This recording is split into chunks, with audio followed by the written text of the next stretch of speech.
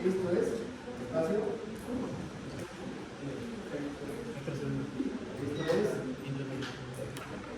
Esto es intravascular, intersticial, y el de acá se da. Y si el volumen de distribución de un fármaco es mayor que esto, asumimos que está colocado en la célula, ¿cierto? También está dentro de la célula y no divide sus componentes celulares. Vamos a verlo porque van a ver volúmenes de distribución a veces muy grandes y no van a tener. Y entonces, las proteínas que eran las que daban fármacos, ¿cuáles eran? La albúmina, la farmacosa y la proteína base de la. Los fármacos que se ligan no se pueden metabolizar y se pueden eliminar. La proteína que les colocamos encima los hace difíciles que pasen a través del membrana. Dos signos adicionales que son estos que venían con la absorción del fármaco y luego este viene con la distribución que vamos a ver. ¿Qué era la vida media de un fármaco? ¿Cuál es la vida media de un fármaco? La vida media de un fármaco. La cantidad de tiempo que demora el fármaco en ser metabolizado es un 50%. Cuando se elimina el 50% del fármaco que ha sido administrado, ¿de acuerdo? Entonces, tomando ese detalle, vamos a ver de que las proteínas y luego el nivel de distribución son muy importantes para determinar dónde queda un fármaco. Si se ligan demasiadas proteínas, se va a quedar acá, ¿de acuerdo? Ahí está. Si se ligan menos a proteínas, puede que tome menos espacio. Y si todavía se ligan menos, puede que tome menos espacio. De manera que el nivel de distribución es el volumen en el cual está esa una droga. Y vamos a ver cómo se calcula. ¿Sí? Puede, como he comentado, que sea mayor que el peso corporal, en cuyo caso hay un nivel. Entonces, hablamos de volumen de distribución de 5 litros que se queda en el espacio vascular, menores de 15 litros que están en el intracelular y seguramente mayores cuando pasan a todo el lado corporal de la carne. Vimos esto con un grupo de pacientes que no con todos. Absorción, ya saben que la pendiente va a ser más vertical en lo que es endovenosa, más horizontal que lo que es oral. Este proceso se llama metabolismo y excreción, que viene luego de la absorción. Para que la droga haga efecto debe mantenerse a una concentración encima de aquella que tiene el efecto clínico, eso se llama equilibrio. Mi resumen es esto: la concentración de la droga tiene que pasar este puntito de acá, ¿no? Y todo esto que tenemos aquí desde el máximo se llama intensidad de efecto. Eso lo vimos también en el seminario. Lo que esté debajo de acá se llama concentración subóptima. No tienes efecto clínico. De eso tenemos de aquí a aquí, ¿cómo se llama? Tiempo de. De aquí a aquí, ¿cómo se llama eso? Tiempo de. ¿De qué? Tiempo de acción. Duración del efecto, ¿de acuerdo? Intensidad del efecto. Cuando llega a la concentración máxima, en la cual ya incluyes un nivel tóxico, lo han visto en el seminario, se llama rango terapéutico. Vamos a ver con detalle más adelante. Ahí están las proteínas que habíamos comentado, se unen con enlaces bastante lábiles a los fármacos. Estas proteínas guardan el equilibrio con la reacción libre. Entonces, habíamos comentado que la reacción libre, este es el fármaco, llega al plasma, una fracción se mantiene solita de la fracción se mantiene ligada. Esta ligada es una proteína que engloba el fármaco y evita que pasen membranas. ¿Okay? Esta hace el efecto farmacológico, se metaboliza y se extiende. ¿Okay? Y también se distribuye en esta se queda en el Entonces, atendiendo a eso, cuando una molécula, como estamos viendo, vamos a usar en el plasma, una porción equivalente de la que está ligada se desliga para mantener este efecto terapéutico. Vimos que las ácidas se ligan con la albúmina, las básicas con esta proteína alfa ácida. La característica de ligadura de cada droga es particular. Hay algunas que se ligan de manera más eficaz. Y eso lo que hacemos, ¿se acuerdan? De lo que era agonismo. ¿Cuál era esa característica? La afinidad. Ahí está la proteína con sus 4 cachos, y de las drogas, la que sea más afín y la que esté más concentrada es la que va a tomar la droga. Y puede que desplaces a otra que esté previamente, ¿de acuerdo? Dos drogas van a competir por el sitio de unión, por lo tanto, la que se desplaza origina efectos tóxicos, quiere decir efectos muy acentuados en su concentración. Ahí tienen una figura que tiende a ser más clara que esta. Fracción libre, fracción ligada. Y miren el tamaño de cada fracción para que tengan idea de cómo es esto. ¿Sí? Se da el efecto, se metaboliza, se transforma y se elimina. Esta de acá no. Quizás algo pequeño se considera que es lo que pasa por el tamaño de la fecha, pero en general no tiene un peligro importante, porque no pasan problemas celulares. ¿Qué más tenemos aquí? Recuerden que hay varios fármacos que requieren que se acumulen, quiere decir, hasta que lleguen a la dosis tope, el efecto clínico no se va a ver. Comenté el caso de un antibiótico, ¿recuerdan? ¿Cuánto es el antibiótico? Concentración mínima eficaz. Para dar dosis repetidas, el antibiótico y tenga efectos son 48 horas. O sea, esa cantidad que acabo de ver así es teórica nada más. Eso es lo que sucede con los fármacos. Deben acumularse en plasma, se empiezan a acumular, alguien me lo preguntó, cuando su duración es más de 4 a 5, ¿se guardan? Semillas. Eso está más adelante. Entonces, el fármaco tiene que acumularse y tiene esta dosis que ganarle, entre comillas, ¿de acuerdo? Tiene que ser superior a su metulación y a su eliminación. Si su vida media es más corta que su eliminación, seguramente esto va a ser mucho más difícil, ¿de acuerdo? La frecuencia de administración, a mayor frecuencia, a mayor cantidad y mayor variación de la concentración, esta tiende a mantenerse igual. Si la administración en frecuencia es mayor que la semivida, el fármaco se va a acumular. Ahí tenemos esto con algunas imperfecciones, pero está. Esta es la fase de distribución. Y luego la fase de eliminación. Y la fase de eliminación primero empieza por qué? Por la transformación. ¿Tiene cuántas reacciones?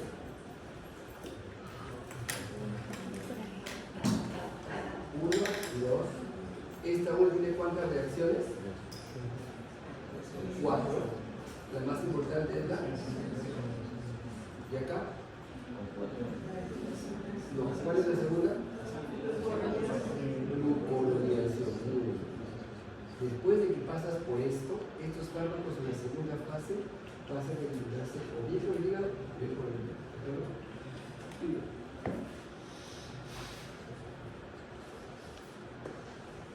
La cantidad de fármacos que se tira proteínas depende, habíamos comentado, de la concentración, de la afinidad, que es esta constante, de los sitios de identificación disponibles de cada molécula y sobre todo de las proteínas plasmáticas.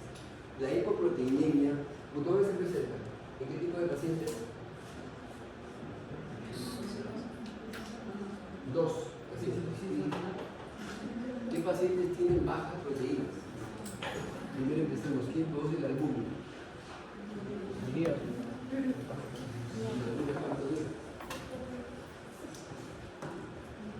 la produce?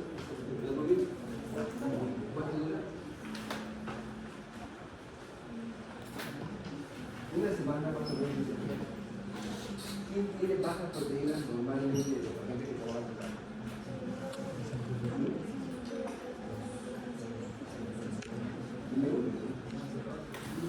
Muy bien, otro.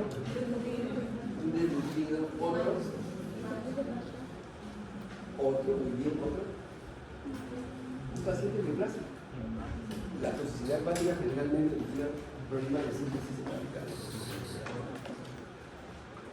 Muy bien. A veces hace falta colocar esto, y creo que el caso de anticonvulsivantes que me viene seminario tiene que ver con esto. Si yo veo que una droga que tiene gran variabilidad en su nivel plasmático no hace efecto, tengo que medir su nivel plasmático. Muy raro ahora que fármacos antineoplásicos, anticonvulsivantes no se miden, ahora se miden todo realmente.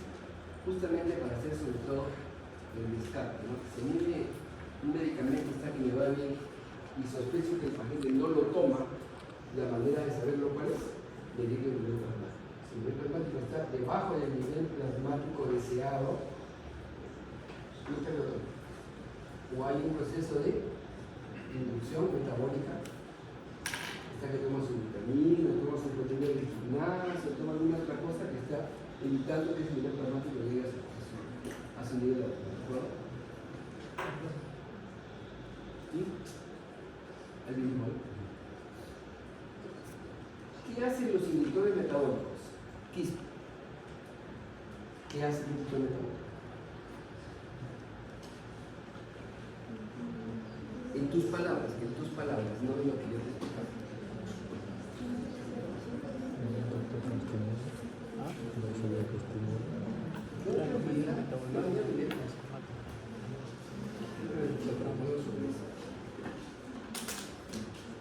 Porque es un inductor metabólico.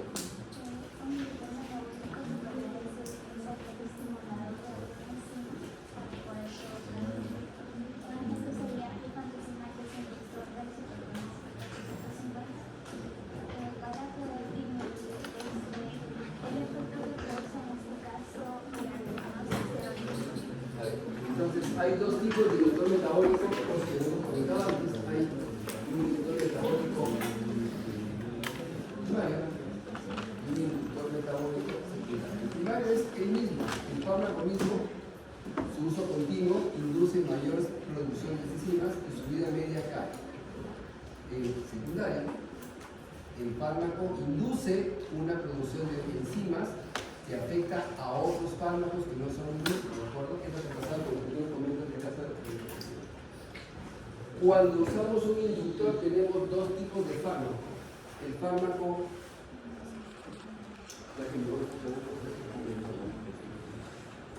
objetivo, ¿cuál es? El fármaco desencadenante, ¿cuál es? A ver, vamos. En el caso clínico del seminario, ¿cuál fue? ¿No? O en la práctica. Se han hecho rifampicina, se han hecho anticonceptivos terapéuticos. ¿Qué pasó? Gestación. ¿Cuál es el fármaco objetivo? Anticonceptivo. El que se afectó. El desencadenante es este, ¿de acuerdo? Analizamos el video. Desencadenante y objetivo. Por eso, cuando yo use un desencadenante, ahí va, cuidado con que haya otro fármaco que tenga niveles peligrosos que puedan disminuir. Y el inhibidor que origina en el paciente, origina, si fuera este un inhibidor metabólico, vamos a colocar uno ketoconazol. Y estamos dando un anticonvulsivante como la fenitoína. Fármaco inhibidor, desencadenante, fármaco objetivo. Pero ¿cuál será el efecto? ¿Cuál será el efecto? Si no se metaboliza, ¿cuál será el efecto? ¿Se acumula el plazo o va a entrar? Se acumula. Aquí el medicamento que iba tan lindo se cae. Pero aquí el medicamento que iba tan lindo se acumula. Hace toxicidad. Y acá hace ineficacia. Son términos químicos, ¿de acuerdo? Muy bien, entonces vean esa lista por favor para cuando vean el examen entonces ya están entendiendo.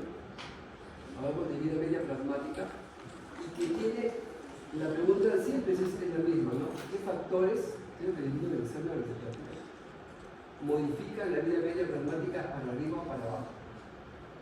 ¿Qué factores lo hacen?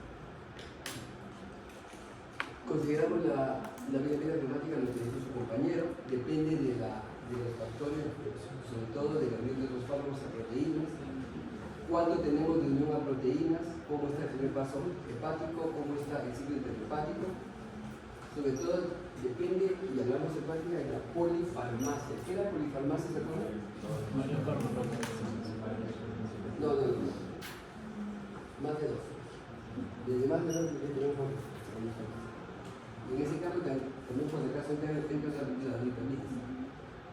Ciclo interhepático ya hemos comentado. ¿Quién hace este ciclo y cuántas veces? Doctor. ¿Quién hace ese ciclo normalmente? El hígado lo hace. ¿Cuántas veces hacen ese ciclo? 5 veces. Entonces, las sales biliares en el hígado se reabsorben gracias a una acción bacteriana, que lo comentamos también en el seminario, y nuevamente pasan hasta 5 veces, lo cual alarga lo que es el ciclo del hígado. Sin embargo, también lo colocamos en el seminario, si yo esa barrera bacteriana la anulo con un antibiótico, el ciclo enteropático, podría pasar a ser un problema para nosotros. Ahí está, aquí están las bacterias, la distribución que generan esas bacterias, la recaptación de sales biliares y la nueva circulación que tenemos de ellas va a la arterias hepáticas, luego pasa nuevamente a la corazón derecho y a la corazón izquierdo.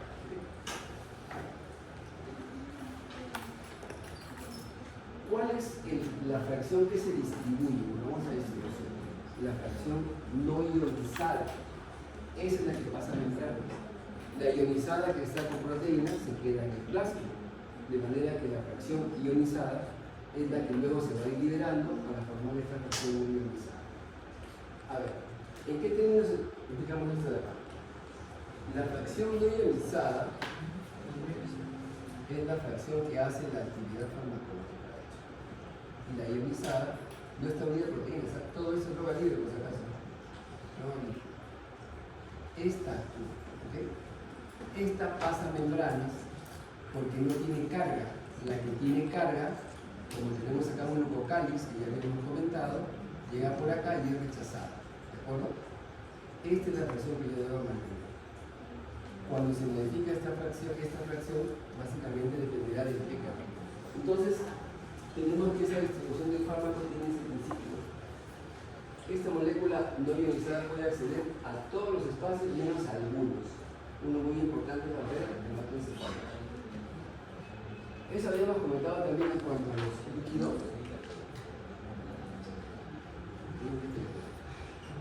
El líquido intracelular, el aproximado, recuerda que son 100 de esta celular, que tiene dos partes. Este líquido que no tiene generalmente mayor importancia. Sin embargo, si yo quiero colocar algo en estos líquidos, lo coloco directamente, ¿de acuerdo? Incluso con la vía peritoneal, ¿se acuerdan? Se usa la vía peritoneal, ¿no? ¿En qué se usa? ¿Cuándo usamos la vía peritoneal?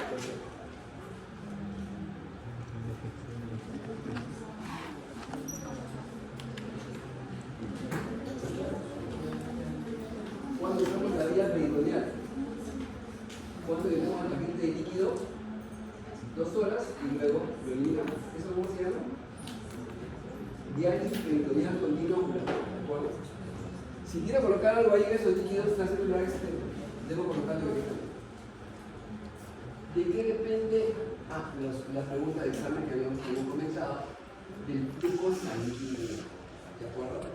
El flujo sanguíneo finalmente, ¿dónde va? Al lugar con mayor integración. El tamaño del órgano. Y hay uno muy importante en la musculatura esquelética. ¿De acuerdo? Que puede almacenar gran cantidad de fármaco. La solubilidad del fármaco. Sobre todo, la solubilidad alta en grasas mantiene una concentración bastante adecuada en los tejidos, el adiposo y el tejido secundario. La unión de los fármacos a moléculas, por ejemplo, a lo que es la albúmina, como la warfarina, y también quedan básicamente asociadas al compartimento vascular. A mayor unión a proteínas, este fármaco se va a quedar más en el compartimento vascular. Esos son los flujos sanguíneos que tenemos en el organismo, más o menos, más aproximados. ¿Cuál tiene mayor flujo sanguíneo? Litros por kilo minuto. El riñón. ¿Quién le sigue? El miocardio. ¿Quién le sigue? El hígado. ¿Quién le sigue? El cerebro. Esos 4 órganos se llaman órganos. ¿Cómo se llaman? Fisiología. Órganos nobles. Ahí la sangre se redistribuye y va cuando tenemos hipotensión, ¿de acuerdo? Cuando tenemos hipotensión, la piel, olvídense, no hay nada de sangre, menos en la grasa, menos en el músculo. Todo se centra en este tipo de cosas.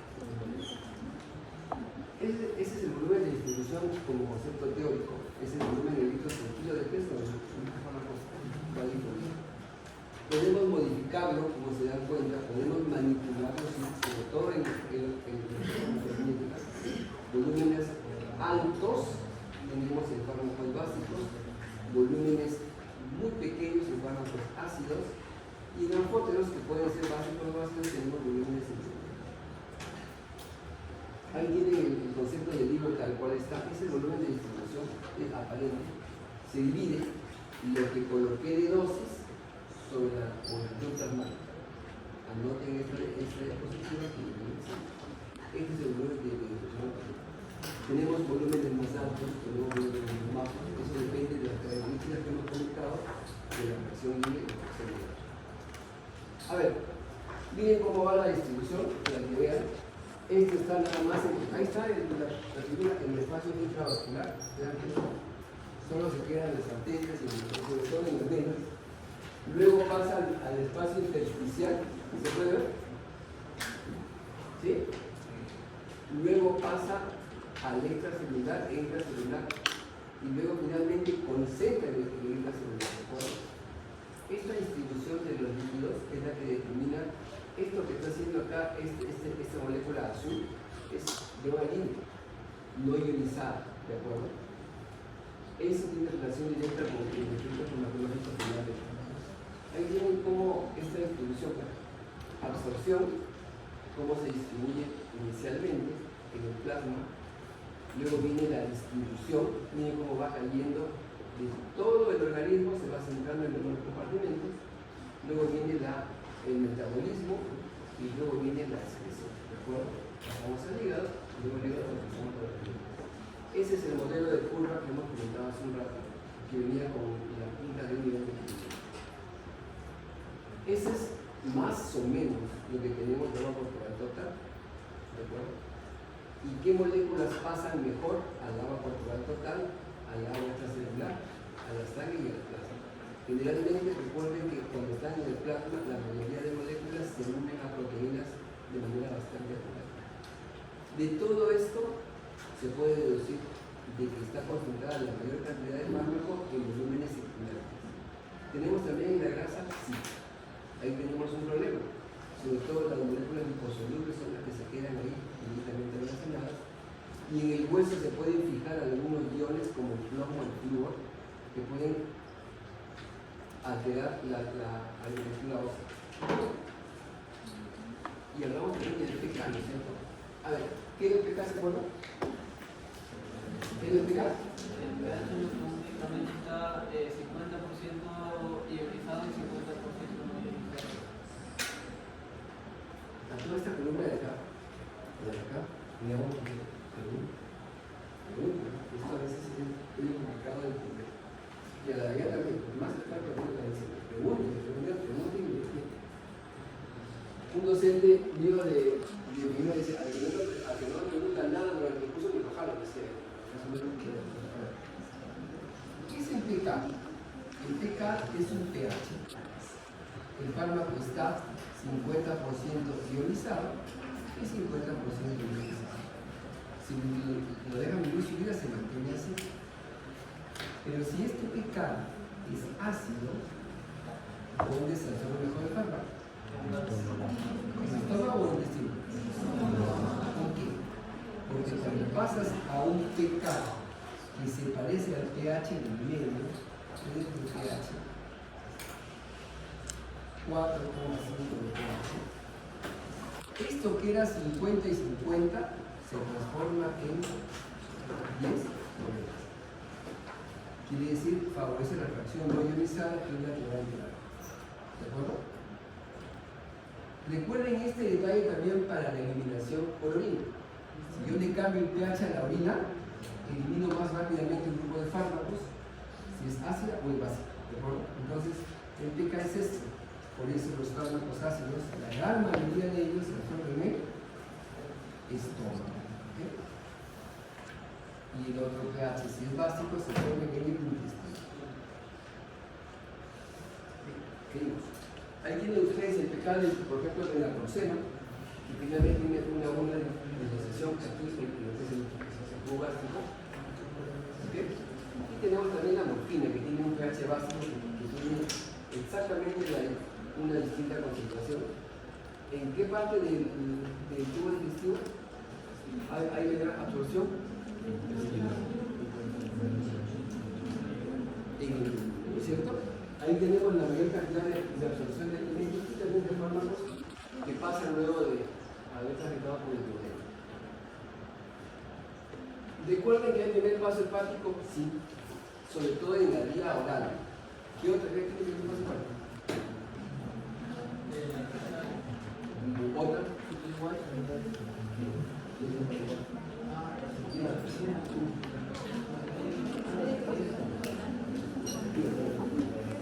¿La rectal no la formas? No, si coloca el rectal, no pasa por ahí. ¿Cuál? ¿Cuál?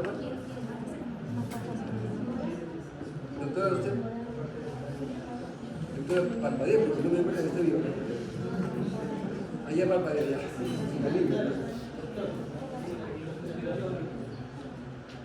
Respiratoria, no. ¿Qué pasa por allí? A ver, respiratoria, se mete a los alveolos, se mete a la circulación pulmonar, luego va ¿a dónde? A la arteria, a las venas pulmonares, aurícula izquierda y adiós. ¿Ya se fue? La intramuscular. La intramuscular también tenemos la vía oral, la vía rectal. ¿Qué más? ¿Qué vía pasa por ahí? Pasa muy poco. ¿Pero usamos la rectal? Sí. ¿Usamos la intramuscular? Sí. ¿Y la oral? Oral. O sea, tomen en cuenta eso. Ahora, ¿se produce la disminución del fármaco solo en el hígado? Mentira. Puede que acá tengamos un sistema enzimático en la pared intestinal. ¿Se acuerdan del borde del elemento intestino? Ahí también tenemos un sistema enzimático menos eficaz, de hecho, que puede bajar hacia algo de fármaco. En la sangre de las puertas también, pero más frecuentemente en el hígado, diciendo es el fármaco, de modo que este fármaco rápidamente agarra, se pasa a eliminación y se lleva al tubo digestivo, que se acabó. No hay manera de catar. Cualquiera de estos procesos puede contribuir a disminuir la biodisponibilidad y también la vida media del fármaco. A ver, hemos visto esta primera parte con ustedes, hemos visto esta segunda parte, estamos ahora a conectar a lo que es metabolismo. Miren, antes de seguir con eso, recuerden que el pulmón, eso sí, el pulmón puede que también sea una vía de neutralización de fármacos. El pulmón tiene una función metabólica, que dice la doctora Irigoyen. El pulmón solo sirve para respirar. Por ejemplo, ¿qué se produce en el pulmón? Bastante. ¿Cómo? ¿Qué se produce en el pulmón? En los alveolos hay medicamentos. ¿Qué se produce en sustancias? ¿Nada más sirve para el pulmón? Tiene reservorio de sangre, tiene función metabólica y también neutraliza fármacos. Pero ahí hay un fármaco que se produce con un mediador químico muy importante. ¿Cómo se llama? Entonces, no, el pulmón no es solo eso, ¿de acuerdo? Puede que sea, pero es muy poco cuantificable de manera que no se considere. El fármaco, cuando llega a algunos tejidos, puede que se concentren las proteínas, vamos a decir que se puede fijar en algunas proteínas. Esto será el lugar que yo considero debe tener el fármaco. Hablamos del caso de la glucosis ungueal, ¿cierto?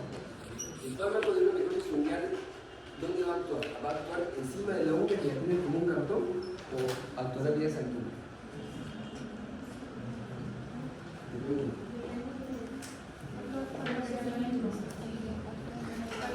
Ya, y en el lecho ungueal que tenemos vasos sanguíneos pequeños o grandes. Nada, realmente muy pequeño. ¿Qué hace falta ahí? Que el fármaco tenga abierto para acumularse en la zona de la base de la uña para que la uña crezca, entre comillas, ya curada. ¿No es cierto? ¿Cuánto dura eso? 6 meses en el caso de IPES y 3 en el caso de la. Entonces, yo quiero que se fije si alguna vez lo quiero. Acá está la primaquina, el tratamiento por el paludismo, en el tejido cognitivo, la artrosis. Este es un efecto de glucemia muy importante en los alimentos. No tomen demasiado café tampoco. No tomen demasiado café. Donde se pega también el café. En el tejido lipoideo y el tejido como aquellos anexos que podrían ser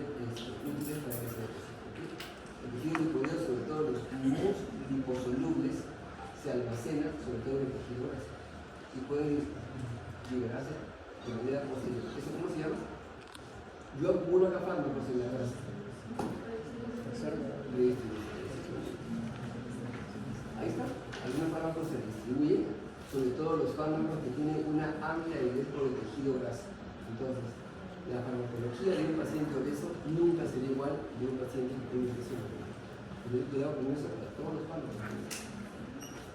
Estos fármacos almacenados, sobre todo en tejidos con una irrigación sanguínea insuficiente, pueden ser liberados. Ahí tienen los que se pueden liberar.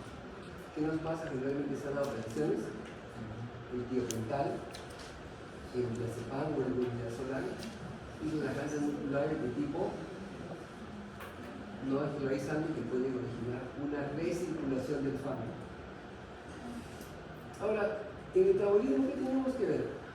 Los fármacos tienen dos formas de irse del organismo. Una cosa es la eliminación y otra cosa es la depuración. ¿Qué es eliminación? El fármaco se elimina tal cual sin tocarlo nada, agarra. ¿Y qué biotransformación que este proceso acá? Luego de que se biotransforma, se puede extraer. Entonces, son metabolizados y biotransformados, requiere que las drogas se transformen en puntos más hidrosolubles, más polares y iónicos. Esto es una generalidad, ¿de acuerdo?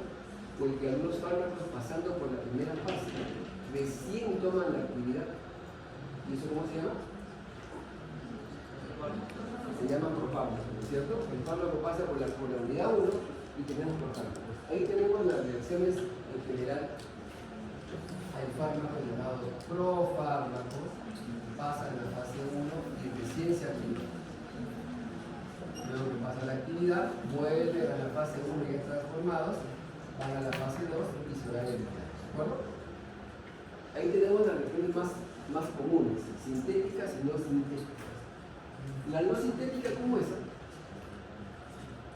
¿En qué consiste la reacción no sintética? Doctora, ya vamos a verlo con la gente. ¿En qué consiste la reacción no sintética?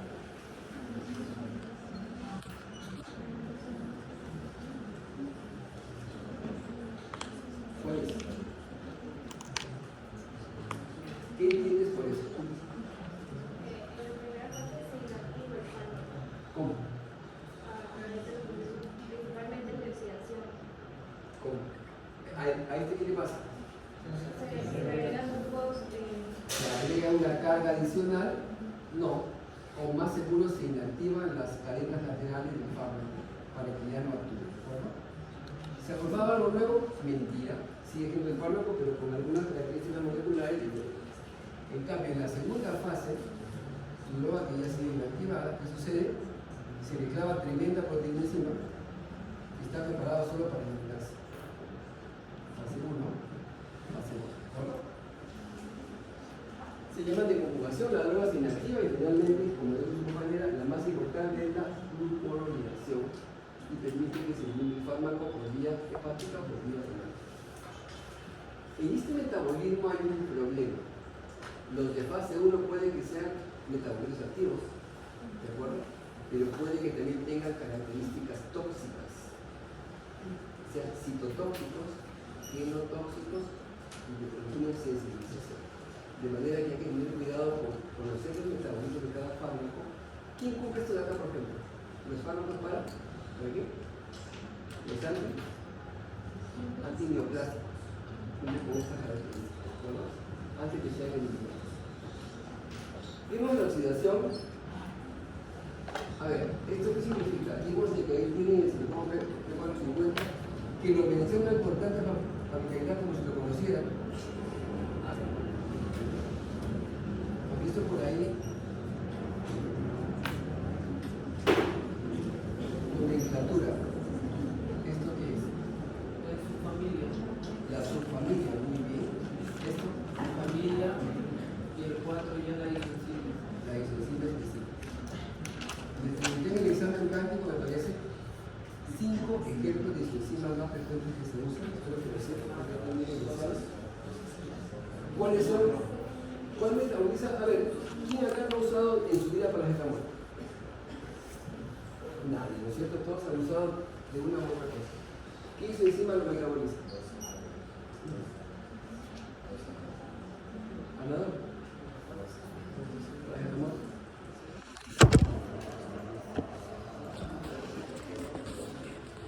Le decir 1 a 2. Las líneas que importan son 1, 2 y 3. ¿De acuerdo?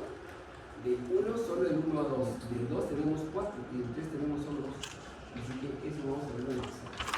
Creo que el fármaco no se actúa necesariamente y puede formar medicamentos activos, tóxicos o con distinta actividad biológica, que es lo que tenemos aquí. Tenemos la hidroxilación, la N de alquilación, la desactivación oxidativa. Como algunos fármacos pasan por este proceso, son los menos. Realmente el 90% pasa por esta reacción de oxidación. Ustedes, algunos de los fármacos que entran por aquí, sobre todo fármacos que modifican la actividad enzimática de esta parte de la biotransformación, ¿de acuerdo? Inductores, fenobarbital, ciprofloxacina, fenitoína, etanol, carbamazepina. Fármacos desencadenantes, fármacos objetivos, los de acá, que lo comentamos, ¿se acuerdan en el caso clínico? La oficina, que acá están. Inhibición enzimática, tener mucho cuidado con fármacos que son los desencadenantes y aquellos que son los objetivos. ¿Qué pasaría si yo coloco corticoides y ciclofosfamida? Puede que el nivel de ciclofosfamida se incremente y sea para el paciente de acuerdo. Ahí tienen los sistemas, son más o menos 112, 126 isoenzimas. Ahí está todo el esquema que estamos colocando. Genéticamente son polimórficas. Es decir, si le coloco a mi amiga Toledo, y a mi amiga lo colocamos en clase, cuando va a estar fila, yo creo que el mismo fármaco puede que respondan de manera diferente. Tienen la misma edad, pesan lo mismo. Asumiendo que todo sea cierto. ¿Cuál es la diferencia? El grado en que esa expresión genética se ha dado a sus enzimas. Y puede que ella se ponga muy alegre también, de manera que el efecto farmacológico depende de varias cosas, inclusive también de factores ambientales. Ahí tienen ustedes las más importantes. Tenemos el CYP12A1, el CYP1A2, CYP2C19, el CYP12E9, CYP2D6, el CYP3A4 y el CYP3A2. Esos son los inhibidores más importantes. El fármaco cuando ingresa al hígado lo hace a través del sistema biliar. ¿Cómo se llama la unidad funcional del hígado? ¿Se acuerdan?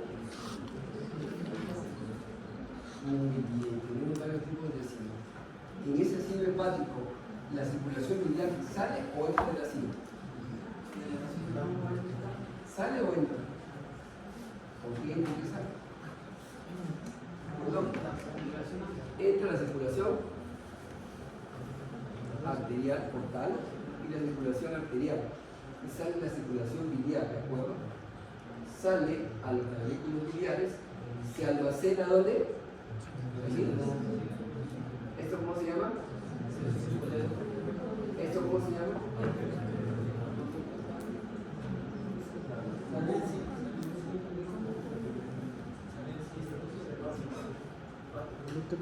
¿Este cómo se llama? ¿Este cómo se llama? Hepático derecho, hepático izquierdo, hepático común, luego viene el cístico, el colérico, ¿de acuerdo?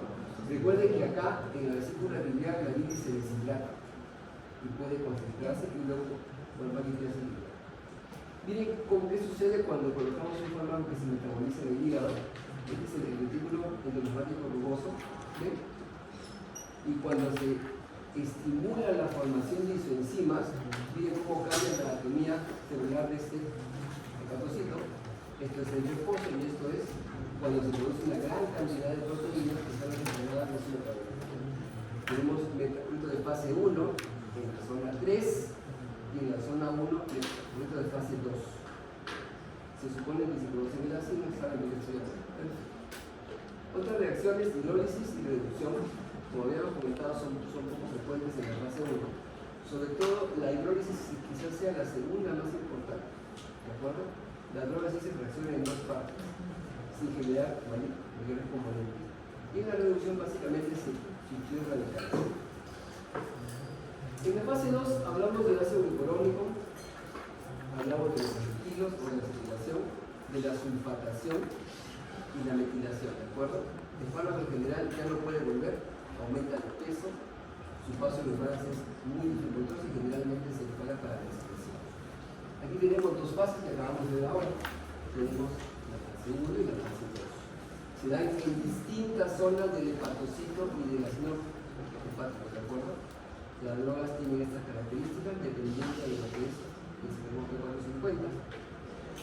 En la fase 2 las drogas se preparan para eliminarse y luego van a pasar a donde? Evidentemente a la vía renal, que no es la única vía que elimina el fármaco. Algunas drogas, por ejemplo los inhibidores metabólicos, actúan en la fase 1 solo. ¿Qué es eso de abajo? Doctora, ¿cómo vamos a utilizar?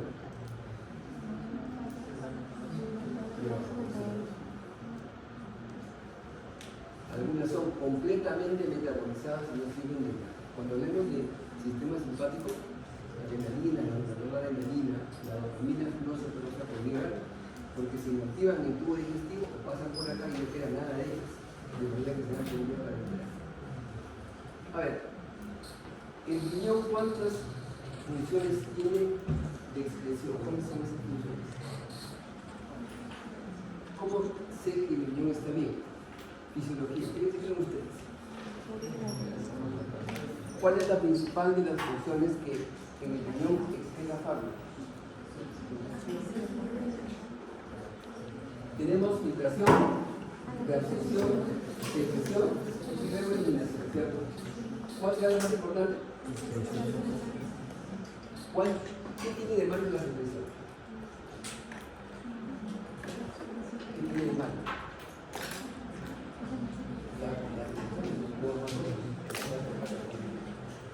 ¿Qué se reabsorbe en los túbulos proximales? Glucosa, sodio, aminoácidos, y otra cosa más.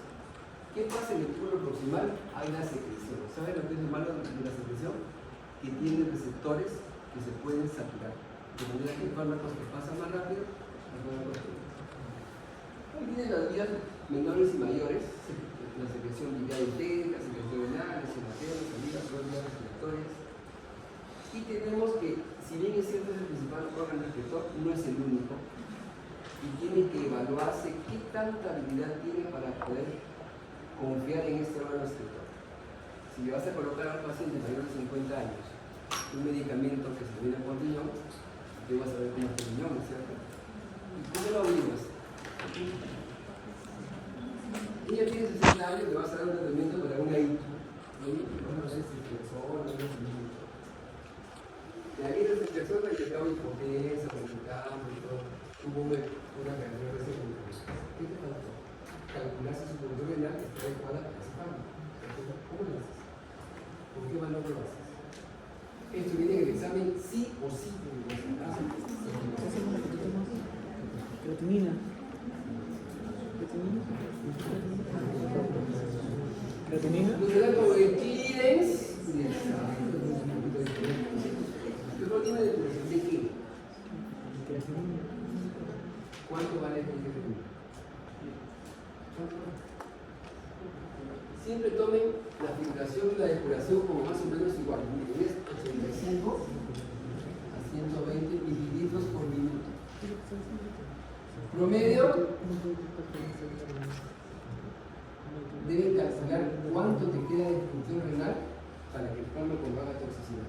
¿De acuerdo? Y hay una fórmula ahí muy importante. Ahí tienen ustedes los procesos que estamos comenzando. Tenemos la filtración, la reabsorción, la secreción tubular. Y más importante, miren, todo se da en el túbulo contaminado proximal, ¿de acuerdo? Este es el tubo renal, cuánto recibe de sangre el riñón, sobre todo en la parte cortical y en la parte medular.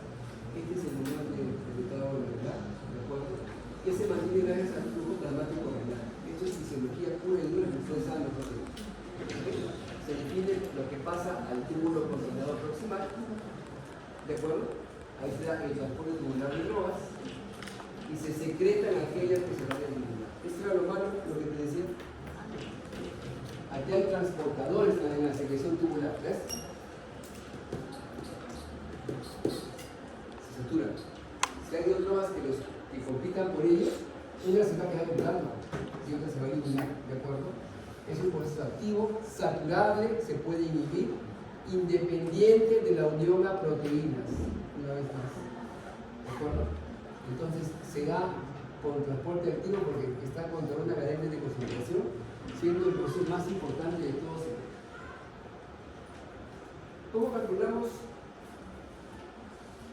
No tengo que repetir la palabra porque el clínico de creatinina no sé. ¿Cómo se calcula?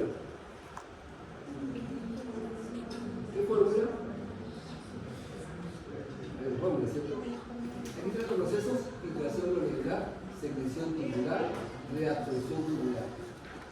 Algunas moléculas pueden ser influenciadas, pero el más es este proceso. Hacemos depuración renal, haciendo la depuración de creatinina. Lo ideal sería pedir una creatinina en depuración de creatinina en orina de 24 horas, de biofisiología, perfecto. Pero esto me toma un día. ¿Cómo aproximo esto a un cálculo que puede ser inmediato? La fórmula de Coprón-Gauss. Esto es 140 menos el A por peso en kilos sobre 72 más por creatinina sérica. Esto en el examen le va a venir a cosas. Siempre y cuando, por favor, orejas a esto, el peso del paciente sea cercano al peso ideal. ¿De acuerdo? Ahora, ¿esto es un aproximado? Sí. ¿Cuáles son las dos variables que me pueden hacer que la fórmula no funcione? Muy bien, ¿no? Que me lo va a alterar y seguramente no va a servir la fórmula. ¿La otra variable cuál es? No, ¿cuál es la otra variable que cambia? La que varía. No, otra. ¿Qué tal si le tomo la cadena a un pata de 100 años? Ah, es muy importante la edad y el peso. Si se bajan los extremos en edad y peso, esta fórmula pierde validez. ¿De acuerdo? Si me voy a un paciente muy anciano, o uno muy joven, a uno obeso o uno nutrido, esto ya no tiene valor. ¿Okay? Pero como cálculo sí, así que se va a poner un problema o dos en el examen para que puedan hacer esto. ¿Alguien tiene la fórmula?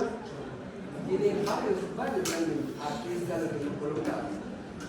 ¿Por qué para las mujeres se multiplica por 0.85? Miren, ahí está.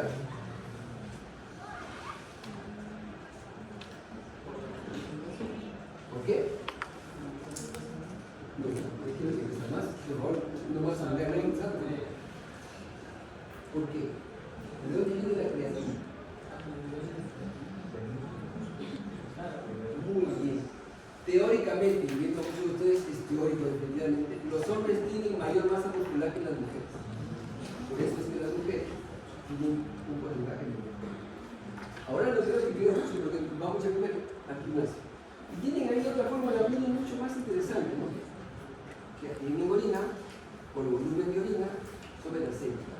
Estas dos se aprenden bien, por favor. ¿Okay? Terminamos. ¿Qué modifica la expresión renal? La edad. ¿En el embarazo esto se modifica o no? La fisiología. ¿Qué hormona circula bastante en el embarazo? Señorita, ¿qué hormona? ¿Qué hormona circula bastante que origina vasodilatación de toda la vasculatura? La progesterona. Y eso aumenta la filtración glomerular, ¿de acuerdo? Y la orina, si es ácida o es básica. Entonces, tenemos edad, sexo, gestación, patología de los vasos sanguíneos renales o patología del parénquima renal también. Y sobre todo, ya lo dijimos, la polifarmacia. No puede que se compita y eso se dificulte para una forma de no consulta. Ahí tienen ustedes, por ejemplo, miren el volumen de eliminación a un pH menor de la flecainida. La gestión urinaria con pH ácido es 45 a 50%, pero con alcalino baja apenas 2. Igualmente la vida media se va a modificar, ¿de acuerdo? ¿Puedo manipular este pH de la vida? Sí. La falla renal. ¿Cómo le identificas a un paciente con falla renal? Le calcula su depuración de caspinera del riñón. Le debo colocar 1 gramo de cefalosporina, cefotaxima, cada 6 horas. Calculo su función renal. ¿Cuánto le queda de filtración? Le queda 25%. ¿Qué le coloco? 250 miligramos cada 6 horas. La cuarta parte exactamente. Para eso me sirve sacar la depuración, ¿de acuerdo? Para bajar la dosis si fuera falta. En la gestión biliar tenemos otro tipo de factores. El hígado tiene su sangre básicamente por la vena porta, por la arteria hepática.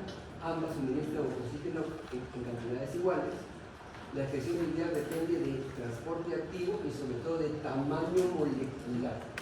Esto es muy importante. Tamaño molecular para que se pueda definir su expresión hacia las zonas del cartículo biliar. ¿Quién le afecta? El tabaquismo. ¿La aumenta o la disminuye? La depuración biliar. Alguien que sea fumador.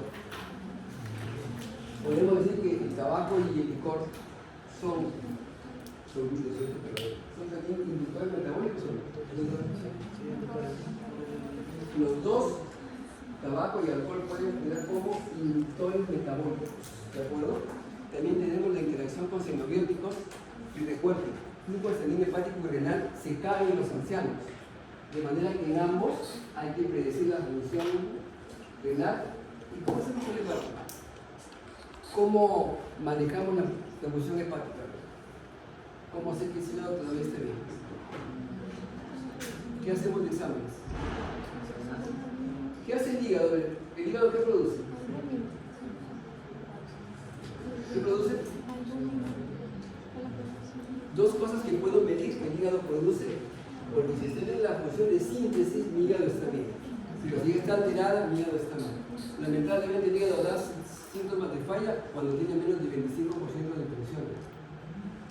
Sí, es bien noble. ¿Qué le medimos?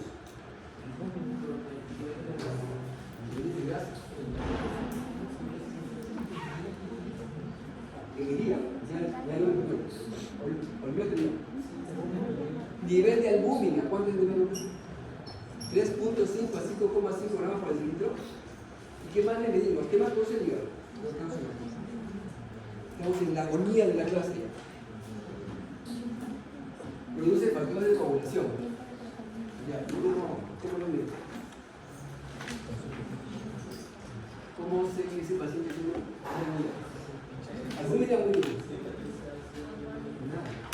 Examen de laboratorio. ¿El tiempo del procamino? Muy bien, ahí queda. Sé que hay que sacarse, por favor. Lo quedamos con lo que es el